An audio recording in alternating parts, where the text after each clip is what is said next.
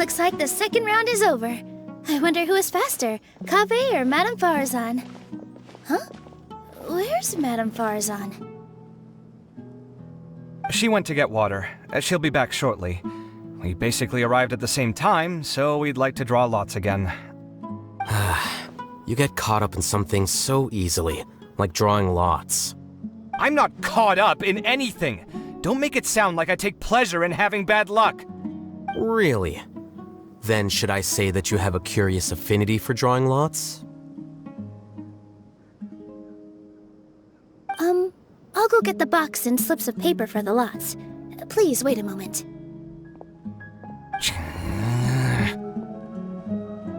Oh, here we go again. Let's see how I fare.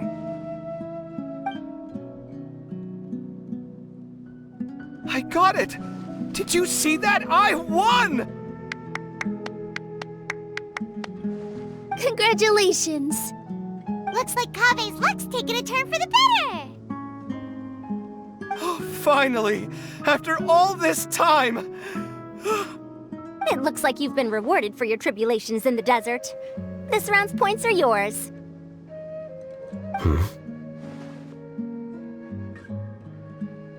And with that, our second round is done. Sino, Layla, and Kaveh are our victorious contestants. As for the current standings, let me see. Sino and Layla both have 4 points, putting them both in first place. The rest in descending order are Tainari, Farazan, Kaveh, and Hakai. The next round will be the final one. Please rest up before then, everyone. I heard that some stalls at the Wisdom Gala are debuting new games, so feel free to drop by if you're interested. Otherwise, see you next round!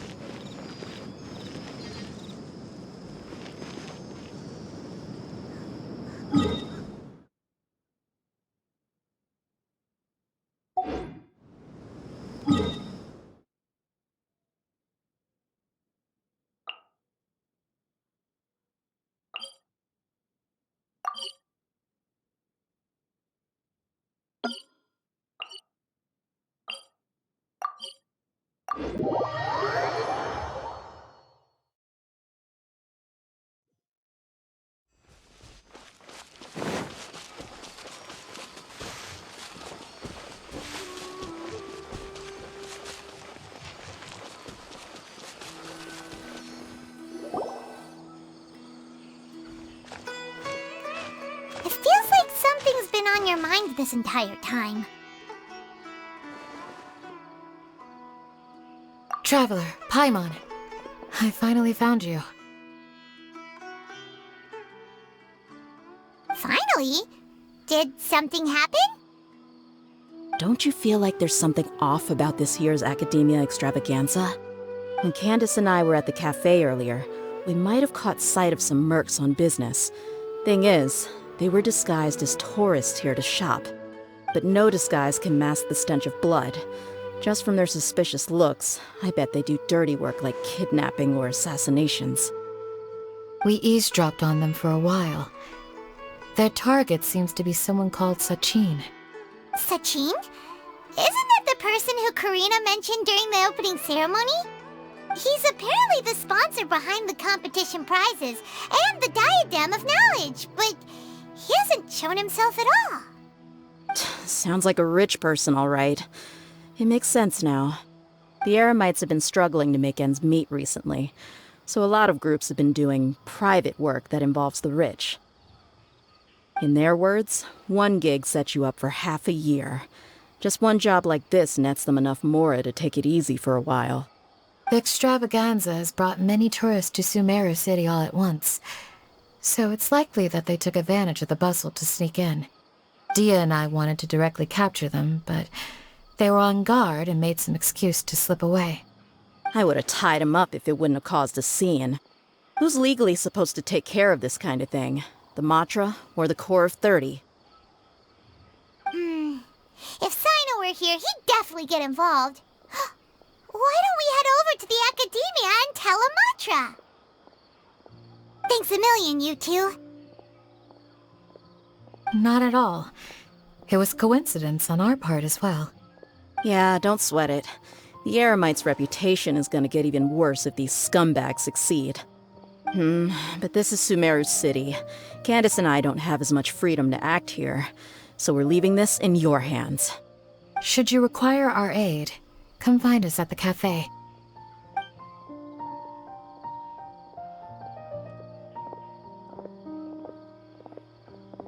Paimon's noticed that something's bugging you. Is it the extravaganza? 'Cause Paimon's starting to think that there's more than meets the eye here, too. Wait, thinking like this isn't doing anything. Let's just go find a mantra.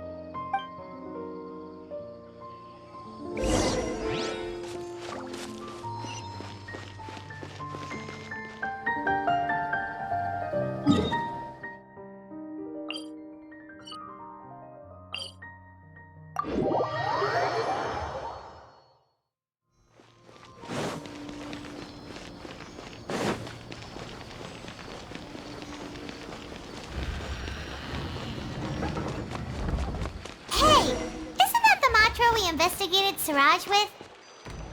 Arav, wasn't it? Let's go talk to him. Hello, both. It's been a while. Do you have any issues to report? Someone's planning to kidnap Sachin. Goodness. Though I suppose it's not all that surprising. The growing popularity of the extravaganza has given him quite the reputation boost as its sponsor. He's seen as one of these super rich types. Well, since he's got a target on his back now, shouldn't you send some people to protect him? To tell you the truth, we've thought about doing just that. However, Sachin apparently prefers to spend most of his time out doing field work, and hardly ever comes back to Sumeru City. No one has been able to contact him. Our only lead is something he once said. Each time the Interdarshan Championship is held, I will be watching from close by to choose a suitable person to inherit my estate. Assuming he remains committed to that promise, then he must be right here in the city somewhere. I suspect that the Eremites in question must have heard about that as well, and decided to come here and try their luck. So they shouldn't know where Sachin is either, right? I would assume not. Anyway, Mahamatra Saino is still on vacation, so I'll handle this. Don't you worry. A couple of kidnappers aren't gonna get very far in Sumeru City these days. I have my ways of forcing them out into the open. All of that said, if you're interested in Sachin's story, why don't you try tracking him down as well? The sooner we ascertain his whereabouts, the quicker we can act to ensure his safety. I mean, you could task all the Matra and the whole Corps of 30 with someone's protection, but if the client doesn't show themselves, there's nothing we can do to help them. Fair point. Guess we should start searching for him too, but where should we start? None, I'm afraid. He's never committed any crimes or broken academic protocol, so we don't have a very detailed file on him. I've heard that Alhaitham has now stepped down from his post as acting Grand Sage and is back to being the scribe again. Maybe it's worth checking to see if he knows anything. Good idea! Okay, we'll head back to the extravaganza venue and see if we can find him.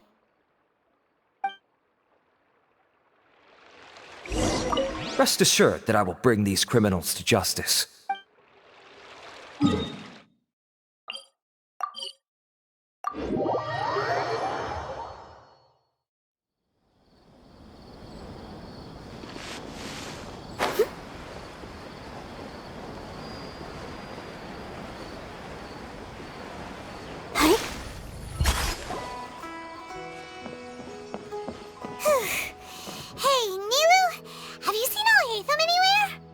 Alhaitham? Why, what is it? We're trying to track down someone and we need him to pull up some records for us. Oh, I see. Sorry, I don't know where he went. He's always the first to leave after the competition ends, and he never tells anyone where he'll be going. Huh. Yeah, actually, that sounds about right for him. Let me think. To be honest, he doesn't seem very interested in the extravaganza, so he probably doesn't stick around longer than he has to. To him, being a commentator is just extra work he was roped into, Do you guys know of any places he'd go after work? Ooh, maybe. Paimon remembers that his house isn't that far from here, so we might as well check it out. I wonder where Alhaitham would go.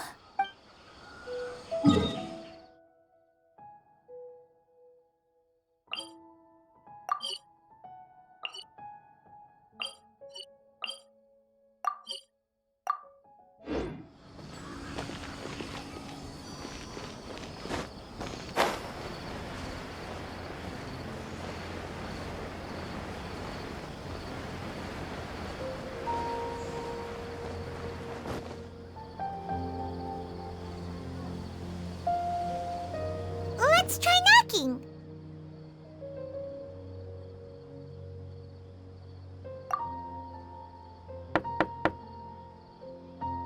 No answer? Maybe no one's home.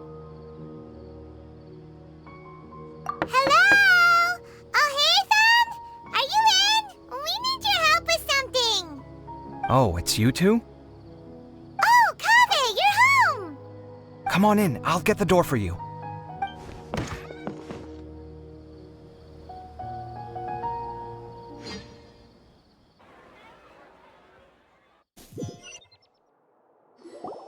We didn't hear a peep when we first knocked. We thought no one was home.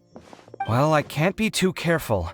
If someone from the academia came here looking for Alhaitham, and I opened the door for them without thinking, before long the whole city would know that I'm living here. You're pretty conscientious about this, huh? So, what happens if someone comes inside looking for him while you're at home? It's fine, as long as I stay in my own room. Anyway, why would someone just barge in here looking for him? Most people have better things to do. Fair enough. So do you know where he is at the moment? What do you think? Who knows what he does in his free time? All that matters to me is that he's out of the house. I wouldn't call it that. He's just incapable of saying anything pleasant at all. I told him how the second round went. I won the lot draw, remember? Because of good karma, of course. My luck's on the rise. But him, being him... You wouldn't believe what he said after I was done talking! You're always quick to remind me that you're my upperclassman, and yet you do not problem solve in the manner becoming of an upperclassman. This begs the question of why we attach prestige to seniority at all. What does he mean, manner becoming of an upperclassman? What, am I supposed to earn the title of upperclassman now? And he didn't stop there. He said, I'd encourage you to reflect on why you've ended up having to rely on luck every round. Frankly, it's incomprehensible to me how you've managed to make it to this age without acknowledging the proverbial elephant in the room of your life. Yeah, that does sound like something Alhaitham would say. I've had it with him. Every time I talk to him, it's the same way. He finds a way to infuriate me every single time. Anyway, the disdain is very much mutual between us, so I'll be moving out as soon as possible. I'm actually packing my things right now. He'll have to get used to doing his own cleaning and tidying from now on. See those perfectly hung paintings on the walls? They're coming with me too. If his life wasn't utterly devoid of artistic sensibility already, it certainly will be after today. Wait, you're moving out already? But the competition isn't even over yet. How can you afford it? Well, obviously I can't just yet. I'm just packing early to get ahead of the game. I've got my new place picked out already. The moment I have my hands on the prize money, I'm going to buy it and move my things right in. It'll take me 3 days tops to move out of here for good. I now know what I have to do to achieve this goal. No matter what happens in the third round, I will win. I will emerge triumphant. You'll see. Well, we'll be rooting for you. But are you sure you'll be all right? In what way? Layla said that she thinks you'll get caught up in internal conflict. Meaning what exactly?